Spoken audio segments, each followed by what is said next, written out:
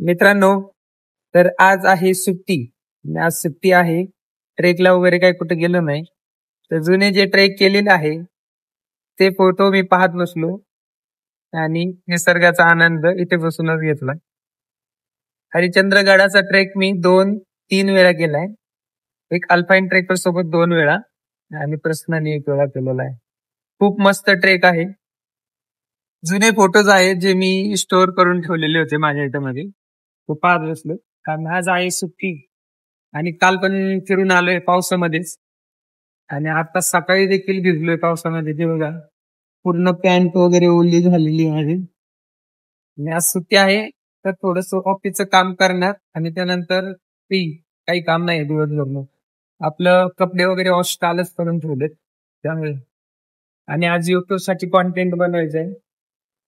तर इथे सगळं प्लॅन करून ठेवलंय लॅपटॉप मध्ये. हा माझा सेटअप आहे आजचा. हा पूर्ण या सेटअप मध्येच मी ब्लॉग बनवणार आहे पूर्ण. आणि दिवसभर इथेच बसून असणार आहे. आणि असं निसर्गाचा समोर असा दृश्य बघा निसर्गाचं. म्हणजे कॉन्टेंट क्रिएशन करण्यासाठी पूर्ण एक सेटअप हवा असतो ना. तर माझं सेटअप ऑलरेडी आहे. आता आम्ही जिथे राहतो, आम्ही सेकंड फ्लोअरला राहतो खाली. आमच्या काकांचं होम आहे. आणि खाली सेकंड फ्लोअरला आम्ही मुलं राहतो सगळे. आणि फर्स्ट फ्लोअरला काका राहतात आणि टेरेस आहे. त्या टेरेस वरती पूर्ण काकांनी बघा किती भारी डेकोरेट करून ठेवलेलं आहे. इथे एक चोपाळा ठेवलेला आहे रिलॅक्स बसण्यासाठी. आणि समोर अशी झाडी ठेवलेली आहे. पावसाचं पाणी त्यात पडतंय, ऊन पण पडतंय, त्यामुळे झाडं देखील टवटवीत आहे. इथे एक चोपाळा ठेवलेला आहे संध्याकाळी रिलॅक्स होण्यासाठी. दुपारच्या वेळेस झोपेच असेल तर इथे एक पलंग आहे, खाट. आणि हे देखील आहे त्याच्यावरती कपडे वाळू घालण्यासाठी. आणि आम्हाला कपडे वाळू घालायचे असेल पावसाळ्यात तर इथं पण केलेलं आहे. आणि अजून एक हे बघा, हा सेटअप तर किती छान आहे. पंखा देखील आहे. सगळ्या खुर्च्या अशा ठेवलेल्या आहे. टेबल आहे. इकडे 2 बाकडं आहेत. त्याच्यावरती तुम्ही रिलॅक्स स्टडी करू शकता, बसू शकता. इथे मित्रमंडळी आम्ही येतो, गप्पा मारत असतो. आणि आमच्या एक्झॅक्ट बिल्डिंगच्या पाठीमागे शेती काय हे बघा, पूर्ण शेती. हा प्लॉट ह्या शेतकऱ्यांना विकलेला नाहीये. हा जो शेतकरी असेल तो एकदम कट्टर शेतकरी म्हणावा लागेल की किती पैसा द्या मी माझी शेती विकणार नाही. आणि असं बघा, आता वातावरण झालेलं आहे. काल देखील पाऊस झालाय, आज देखील पाऊस आहे.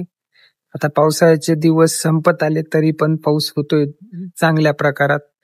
खूप पूर देखील आलाय काही ठिकाणी, तरी पण पाऊस काय कमी होत नाहीये.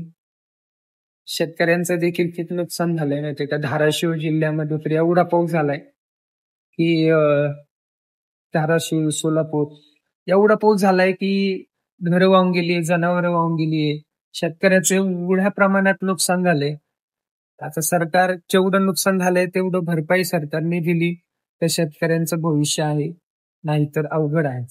आणि जर सरकारने शेतकऱ्यांना कर्जमाफी झालेलं नुकसान दिलं नाही तर सगळ्यात जास्त हाल आपले आहे, जे नागरिक आहे, जे शेतकऱ्यांच्या जीवावर आपण जगतोय. आपण जरी कष्ट करत असलो तरी आपल्याला जे खायला लागतंय, पाणी लागतंय, प्यायला लागतंय, सगळ्या वस्तू लागतात. ते शेतकरी शेतात मरमर मरतो तेव्हा कुठेतरी ते सोन्याहून पिवळं पिकतं आणि मग आपण खातोय. तर शेतकऱ्याला आपण या संकटातून बाहेर काढलं नाही तर आपण देखील संकटात येऊ काही दिवसांनी. त्यामुळे सरकारनं लवकरात लवकर शेतकऱ्यांसाठी काहीतरी केलं पाहिजे. तर चला जाऊया, आपण आपलं कॉन्टेंट बनवतोय. तर मी जी एडिटिंग वगैरे करतो ना तर ती CapCut मध्येच करतो बरं का.